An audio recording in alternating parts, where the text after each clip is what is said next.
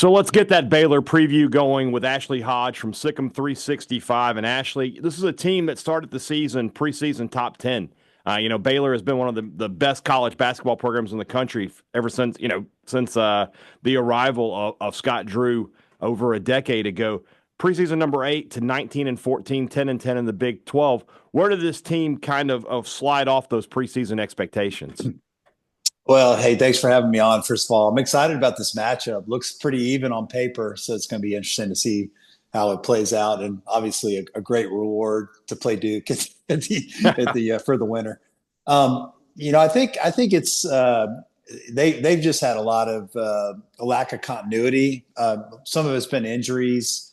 They've had guys in and out of the lineup all year long. They expected Langston Love to be a really key guy for them this year, and he was banged up most of the year. Jeremy Roach had a couple of concussions. The Duke transfer, they lost their big guy, Josh Ojawuna, to an ACL injury midseason.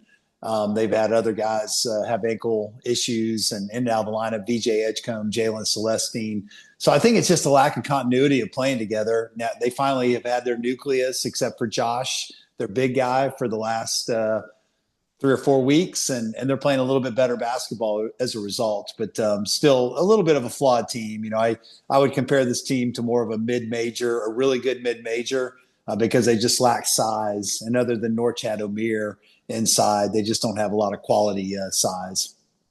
VJ Edgecombe is a player that Mississippi State fans would be familiar with. He was heavily recruited by Chris Jans out of high school, ends up at Baylor, and has been shown that he's very much worth the hype. 15 points a game, 6 rebounds, 3 assists, just an outstanding player.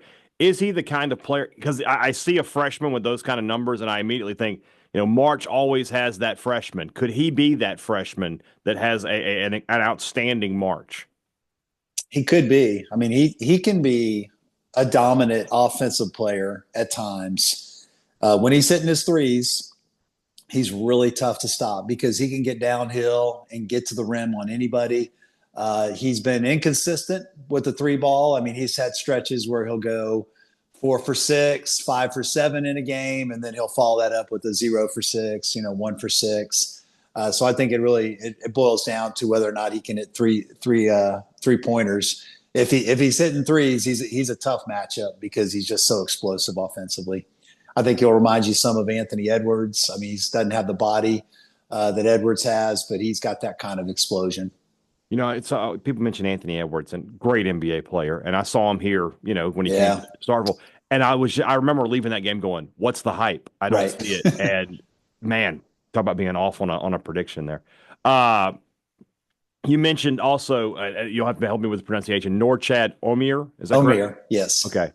A double guy, but Yes. not a 7-footer. You see somebody averaging 15 and 11, you think, okay, that must be he's 6'7". That feels like a guy who Cam Matthews, Mississippi State's best on-ball defender, would draw in a matchup. Physically, what kind of player is he?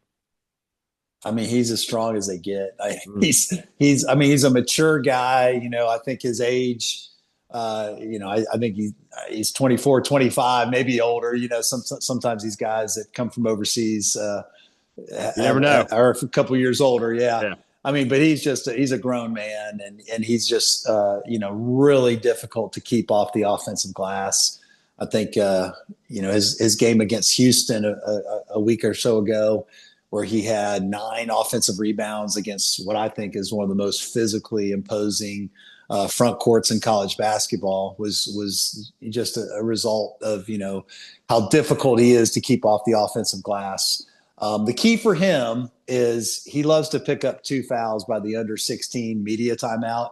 So if Mississippi State can get him in foul trouble, it's going to be a long day for Baylor. If he stays out of foul trouble and he's able to play 30, 35 minutes, then he's a handful, and I know Mississippi State's got some great defenders and some physical guys, but it's going to be all hands on deck because he is just so relentless on the glass that he's really a weapon at getting extra possessions for Baylor. If you followed Mississippi State at all this year, you know they have a giant Achilles heel. They cannot defend the three-point shot. They are one of the worst teams in the country at it. Teams have consistently been in double digits and in some games 15, 14 three-pointers. This is a pretty good three-point shooting team over there at Baylor. And when you look inside the numbers a little deeply and you take Omier, who's just under 30% as a shooter, Edgecombe is at 35, Robert Wright is at 36, Roach is at 35, and then you have Jaden Nunn 41.1%. We just went ahead and made a prediction on the podcast that he'll shoot 7 for 10 in this game. This is a good three-point shooting team. Are they as consistent as the numbers on paper make them look? Well, they went into this season thinking that was going to be their strength. They thought they would be a top 10 in the nation three-point shooting team. They had Jalen Celestine coming from Cal. I think he was like 45% last year at Cal. Mm-hmm. Langston Love was 48% last year at Baylor. Jaden Nunn was over 40%. Roach was at 43% at Duke. So the answer to your question is they haven't been as good as they thought they would be. Mm-hmm. Is it a team that could, get hot in March and really string together some 10 to 15 3-point games, like where they hit 10 or 15 3-pointers? Yeah, I think they're capable of that, but they haven't put anything on paper to show that they've had that kind of consistency this year. Looking at their schedule, they played Arkansas early in the season and got the win, and that's an Arkansas team that's much different now than it was back then. I mean, this is a team that's got some good wins on the schedule. They beat St. John's, right? Who's one of the best teams in the country. Close loss to UConn. Lost to Tennessee. So they're certainly battle tested. And when you play in the Big 12, you're going to be that way. Sometimes there's a team in March that, has that underachiever label coming into the tournament, but they were preseason hype for a reason. Is Baylor a team that you think could find its way into the Sweet 16? Obviously, there's the big obstacle of Duke, but could this game be a launching pad for them if they're able to get the win? Yeah, they have some of the ingredients that you would want for a team that could do that. I mean, obviously, a superstar freshman in VJ Edgecombe, another really good freshman in Rob Wright, veteran guys who have been to Final Fours. Jeremy Roach, he's underachieved this year, but he's capable. And then Norchad Omier, and then some other veterans around him that have NCAA experience. But, they have to keep Norchad Omier out of foul trouble. If he is foul trouble, they just don't have answers in the post. He is their post play. And they also have to get hot from three. And they've been really inconsistent in that regard. So I would tend to say that their chances of getting out of this weekend are pretty slim. And even their chances of, winning this game against Mississippi State, I think is a coin flip. But I think that on paper they have some of the things you want to see, and you could see why they were ranked highly preseason, but they just haven't shown any consistency to make you a believer that they'll do that. Is Scott Drew kind of an X factor for them? This has got one of the best coaches in college basketball, and he knows tournament basketball. He knows March. Does he give them a little bit of an edge? Jans has played in the tournament. He's gotten teams into the tournament, but he doesn't have the same resume that Drew does by far.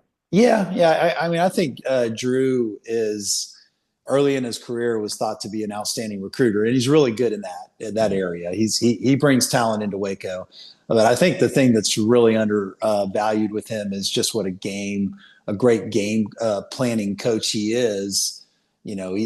He's just able to put together game plans to really exploit other teams' weaknesses and highlight Baylor's strengths. I think he's best in these environments where he's had a lot of success in the non-conference and a lot of success in the tournament over the years. Maybe not as much success the last 3 years. They haven't got out of the first weekend, but he's really good at, game planning. So especially on that second game, but you got to get past the first one to get to the second one. So we'll see how he does Friday against Mississippi State.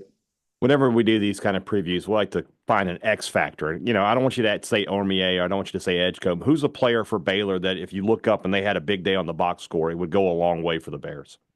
Langston Love. He's been hurt most of the year. He's a big body. He's capable of making multiple threes in a game. He's getting healthier. He's dealing with some nagging injuries, ankle-related injuries. But yeah, he's a guy that I think has been anxious to play in the NCAA tournament. He never has. He's been hurt the last couple of years when it came time for the NCAA tournament.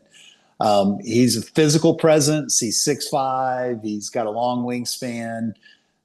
Probably gives you some of the characteristics of Cameron Matthews. Not as big as Cameron Matthews, but he did a really good job defensively against Juwan Roberts from Houston, one of the best big men in the country. When they played Houston a couple games ago. So I think Langston loves the X factor. If he's a guy that can score 10 plus points, I think he's going to give you a lot of good things on defense and rebounding. And, he's a guy I would watch. It feels like these two teams are kind of I wouldn't say mirror images of each other, but these are both big physical teams. Baylor's a much better shooting team than Mississippi State. I'm not sure where State's advantages lie in this one, but we'll see what happens on Friday, 11:15, I believe, 11:15 tip-off between Baylor and Mississippi State. If State wins this game, I'm going to go really deep cut here. I'm going to demand that return game from Baylor from 1995 they never came back to Starkville. We got to get that done. All right, 1995 football. State goes to Baylor. I remember that. Yes, they never came back. I have no idea. Jackie Sherrill. Who did those contracts? I have no idea. I know. Yeah. Ashley Hodge, Stick'em 365, man. Thank you so much for your time. Appreciate you. Thank you.